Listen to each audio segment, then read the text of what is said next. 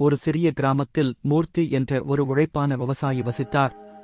அவர் உழவு, விதைத்தல், பாசனம் என தினமும் கடுமையாக உழைத்தார். ஒரு வருடம் பெரிய வறட்சி ஏற்பட்டது. மழை பெய்யவில்லை, நிலம் வறண்டு போனது. ஆனால் மூர்த்தி நம்பிக்கையை இழக்கவில்லை. அவன் தினமும் நிலத்தை பராமரித்தான், விட்டுவிடவில்லை. அவரை பார்த்த கிராம மக்கள் நீர் இல்லாமல் பயிர்கள் எப்படி வளரும் என்று கேள்வி எழுப்பினார்கள்.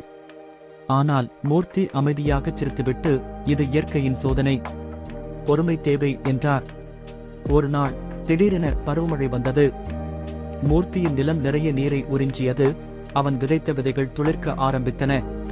மற்ற விவசாயிகள் அதிர்ச்சி அடைந்தார்கள். ஏனென்றால் அவர்களது நிலங்கள் பராமரிக்கப்படாமல் இருந்ததால் பயிர்கள் வளரவில்லை. கிராம மக்கள் மூர்த்தியின் அறிவையும் பொறுமையையும் பாராட்டினர்.